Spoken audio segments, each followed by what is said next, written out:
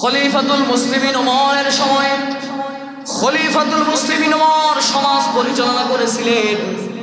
শুধু একটা সমাজই পরিচালনা করে নাই, তিনি এই পৃথিবীর অর্ধেক পৃথিবী পরিচালনা করেছেন। সুবহানাল্লাহ বলে। এই জন্য ভাইয়েরা আমার, গোটা পৃথিবী যিনি পরিচালনা করেছেন, গোটা রাষ্ট্র যিনি অর্ধেক যিনি পরিচালনা করেছেন, খলিফাতুল মুসলিমিন ওমর ফারুক রাদিয়াল্লাহু আনহু। ইনার জমানায় হিমস নামে একটা শহর ছিল। বলেন শহরের নাম কি? হিমস একটা শহর ছিল, একটা এলাকা ছিল, বিশাল বড় এক এলাকা। ওই এলাকার মধ্যে একজন গভর্নর প্রয়োজন ছিল। ওই সময়ের মধ্যে খলিফাতুল মুসলিমিন মনে মনে একটা গভর্নর খুঁজতেছে। খুঁজতে খুঁজতে কোথাও এরকম আমানতদারি গভর্নর পাওয়া যায় না। খলিফাতুল মুসলিমিন ওমর তিনি চিন্তা করতে করতে হঠাৎ একজন ব্যক্তির সন্ধান পেয়ে গেলেন।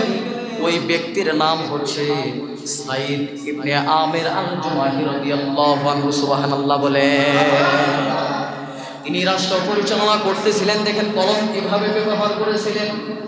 সাইদ ইবনে আমির আল-জুমাহি তিনি রাষ্ট্র পরিচালনা করতেছিলেন। এমন সময় ওই এলাকার মধ্যে এমন দরিদ্রতা দেখা দিল, সমাজের মানুষ কিছু সংখ্যক একটা কাফেলা ওমরের কাছে চলে আসছে। ওমর, আমার হিমসনগরের মধ্যে, হিমসের মধ্যে অধিকাংশ মানুষ গরিব, যে এক বেলা খাবার খায় দ্বিতীয় বেলা খাবার জুটে না। এই শহরের মধ্যে যদি আপনি সরকারি কোষাগার থেকে কিছু খাবার আপনি বরাদ্দ করে দেন, তাহলে আমাদের এলাকার মানুষগুলো একটু দুই বেলা ডাল ভাত খেতে পারবে। সুবহানাল্লাহ বলে। এই প্রস্তাবনা করলেন। খলিফাতুল মুসলিমিন ওই কাফেলাকে বলে দিলেন, তোমরা একটা কাজ করো, হিমসের মধ্যে দেখে দেখে যেই লোক এবারে গরিব, ওই গরিব লোকগুলোর একটা লিস্টি লিখে দাও। ওই সমাজের লোকগুলো কিছু সংখ্যক লোক তারা একটা লিস্টি লিখলেন। লেখার পরে 1 থেকে নিয়ে 100 পর্যন্ত লিস্ট চলে আসছে। খলিফাতুল মুসলিমিন ওমরের কাছে বললেন, খলিফাতুল মুসলিমিন ওমর, আমার যেই হিমসের মধ্যে, যেই হিম শহরের মধ্যে শত শত মানুষ আছে, এই শত শত মানুষের মধ্যে 100 মানুষ একেবারে গরিব, যার ঘরের মধ্যে এক বেলাও খাবার জুটে না। সপ্তাহে 1 দিন অথবা 2 দিন খাবার পায়, বাকি 4 দিন এই কথা বলার পরে খলিফাতুল মুসলিমিন এইভাবে টোকেনটা হাতে নিছে। নেওয়ার পরে দেখে যেই খলিফাতুল মুসলিমিন চার্টের মধ্যে সর্বপ্রথম নাম ছিলেন, যেই নামটা ছিল সাইদ ইবনে আমির আল-জুমাহি রাদিয়াল্লাহু আনহু। সুবহানাল্লাহ বলে। আশ্চর্যের ব্যাপার হলো, তিনি ছিল ওই হিমস নগরের মধ্যে গভর্নর। আচ্ছা বলেন, একটা দেশের মধ্যে যিনি গভর্নর, তার বাড়িতে কি মাছ মাংস ছাড়া কি খাবার থাকবে? এরকম 20-30টা ফ্যামিলি, ভালো ফ্যামিলি চালানোর মতো তার যোগ্যতা আছে 1 মাসের জন্য। কি বলেন আপনারা? কিন্তু উনি হিমসের মধ্যে গভর্নর ছিলেন, কিন্তু এক বেলার খাবার খাওয়া তার সংসার পরিচালনা করার জন্য তার জন্য খুবই কষ্টকর হয়ে যায়।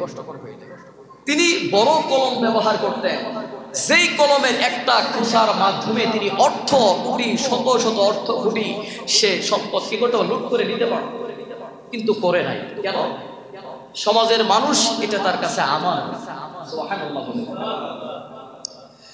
খলিফাতুল মুসলিমিন ওমর হিমসনগরের মধ্যে যেই লিস্টের তালিকা পাইলেন, তালিকার মধ্যে সর্বপ্রথম তালিকা হচ্ছে কার বলেন? সাইদ ইবনে আমির আল-জুমাহি। খলিফাতুল মুসলিমিন ওমর আশ্চর্য হয়ে গেলেন, কি ব্যাপার? যিনি একটা হিমসের মধ্যে একটা শহরের মধ্যে গভর্নর, তার বাড়িতে খাবার নাই, এটা তো হতেই পারে না। তিনি তৎক্ষণাৎ একজন দূতকে বললেন, তুমি এখনই এই মুহূর্তের মধ্যে হিমস নগরে চলে যাওয়া, হিমসে চলে যাওয়া। যাওয়ার পরে দেখবা ওই হিমসের মধ্যে যেই গভর্নর আছে সাইদ ইবনে আমির আল-জুমাহি, তার কাছে গিয়ে বলবা, ও সাইদ, তোমার কাছে যে খাবার নাই, আমাদের অর্ধ জাহানের বাদশাহ খলিফাতুল মুসলিমিন ওমর ফারুক রাদিয়াল্লাহু আনহু তোমার জন্য কিছু দিনার দিরহাম উপঢৌকন পাঠাইছেন। সুবহানাল্লাহ বলে। এই কথা বলার পরে সাইদ সে আসমানের দিকে তাকিয়েছে, তাকানোর পরে বলতেছেন ইন্না লিল্লাহি ওয়া ইন্না ইলাইহি রাজিউন। আল্লাহু আকবার, জোরে বলেন। বলেন আমাদের সমাজের মধ্যে যদি আমাদের সুখের খুশির সংবাদ হয় আমরা বলি আলহামদুলিল্লাহ, কিন্তু ওই জমানার মধ্যে এত সুন্দর উপঢৌকন সরকারের মাধ্যমে আসছে, এত উপঢৌকন দেখার পরেও খলিফাতুল মুসলিমের মাধ্যমে যেই হাদিয়াটুকু প্রেরণ করছেন, এটা দেখার পরেও সাইদ ইবনে আমের রাদিয়াল্লাহু আনহু তিনি ইন্না লিল্লাহ বলছেন। তিনার বিবি ঘর থেকে বলতেছেন কি ব্যাপার স্বামী, আপনি চিল্লাইয়া চিল্লাইয়া ইন্না লিল্লাহ কেন পড়তেছেন? আমার মনে হয় এই জমানার মধ্যে যে রাষ্ট্র পরিচালনা করে যিনি অর্ধ জাহানের বাদশাহ তিনি মনে হয় ইন্তেকাল করছে। খলিফাতুল মুসলিমের ব্যাপারে মনে করছে যে তিনি ইন্তেকাল করছে, দুনিয়া থেকে চলে গেছে। তা না হলে আমার স্বামী তো এত ব্যথায় ব্যতীত হওয়ার কোনো প্রশ্নই আসে না। কিন্তু খলিফাতুল সাইদ ইবনে আমের আল জুমাহি রাদিয়াল্লাহু আনহু তিনার স্ত্রী বলতেছেন হাল কুতিলাল ওমর, ওমর কি দুনিয়া থেকে চলে গেছে? আপনি যে চিল্লায় চিল্লায় বলতেছেন ইন্না লিল্লাহি ওয়া ইন্না ইলাইহি রাজিউন, এটা বলার কারণ বলতেছে যে দেখো এর চেয়েও বেশি বড় আশ্চর্যজনক ঘটনা ঘটে গেছে। বলি কি ঘটনা?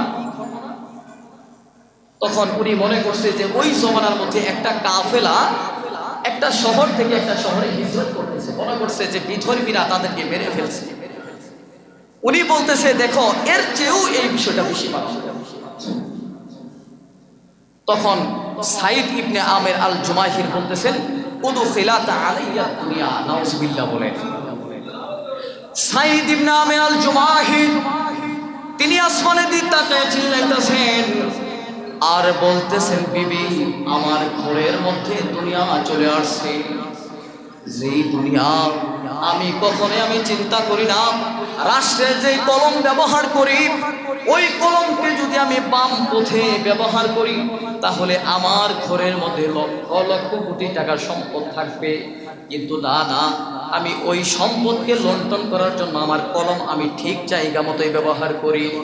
কিন্তু খলিফাতুল মুসলিমিন ওমর আমার ব্যাপারে শুনছেন আমার ঘরে খাবার নাই, এই জন্য আমার জন্য কিছু হাতিয়া উপঢৌকন পাঠাইছে। এই উপঢৌকন আমি কোনোভাবেই আমার ঘরের মধ্যে আমি নিতে পারবো না, তুমি ভোগ করতেও পারবে না। অতএব এই সম্পদগুলোকে তুমি গরিব এলাকার গরিব দুঃখের মধ্যে বন্টন করে দাও। সুবহানাল্লাহ বলে। খলিফাতুল মুসলিমিন ওমর ফারুক রাদিয়াল্লাহু তাআলা দেওয়া যে নিয়ামত একটা হাতিয়া উপঢৌকন, এই উপঢৌকনটুকু নিজের ঘরের মধ্যে নিজের সন্তানদের জন্য নিজেদের বরাদ্দ করে দেয়। এই খবর যখন দুধে আইসা খলিফাতুল মুসলিম ওমরকে বলছেন যে ওমর রাদিয়াল্লাহু তাআলাকে বলছেন যে আপনি কার কাছে পাঠাইছেন, তার দরিদ্রতার ব্যাপার শুনে আপনি যে উপঢৌকন পাঠাইছেন আমার চোখের সামনেই ওই উপঢৌকন সে গ্রহণ করছে, কিন্তু তৎক্ষণাৎ ওই সমাজের মধ্যে গরিব দুঃখীদের মধ্যে বন্টন করে দিয়েছে। সুবহানাল্লাহ। তারাও সমাজের মধ্যে গভর্নর ছিলেন, তারা সমাজ পরিচালনা করছেন। সমাজের একটা সম্পদ একটা পয়সা তারা কি করতো না, আমানতের খেয়ানত করতো না। তারা এমন ব্যক্তি ছিল। আশ্চর্যজনক ঘটনা যখন ওমর রাদিয়াল্লাহু আনহু তিনি তার দুধ থেকে শুনলেন, শোনার পরে ওমর রাদিয়াল্লাহু আনহুর খুব ইচ্ছা জাগলো, যেই হিমসের মধ্যে কোনো গভর্নর পাওয়া যাচ্ছিল না ওই হিমসের মধ্যে আমি একজন ব্যক্তিকে নির্ধারণ করে আমি তাকে গভর্নর হিসেবে পাঠাইলাম। ওই গভর্নরের চেহারাটা একটু দেখার দরকার, সাক্ষাতের দরকার। খলিফাতুল মুসলিমিন ওমর তিনি তৎক্ষণাৎ ঘোষণা দিয়ে দিলেন অমুক তারিখের মধ্যে আমরা হিমসে চলে যাব। ওই হিমস নগরের মধ্যে এলান হয়ে গেল অর্ধ জাহানের যে বাদশা আছে খলিফাতুল মুসলিমিন ওমর তিনি আমাদের হিমসের মধ্যে পরিদর্শনের জন্য আসবে। সুবহানাল্লাহ বলেন। মানুষের মনের ভিতরে একটা এমন আনন্দ কাজ করে, মানুষের শুধু সময়ের অপেক্ষা করতেছে খলিফাতুল মুসলিমিন ওমর কবে আমাদের হিমসের মধ্যে আগমন করবে, তাকে আমরা সরাসরি তার চেহারা আমরা দেখব। যদি তারেক রহমান যদি ঘোষণা দেয় আগামী 10 তারিখের মধ্যে 20 তারিখের মধ্যে তারেক রহমান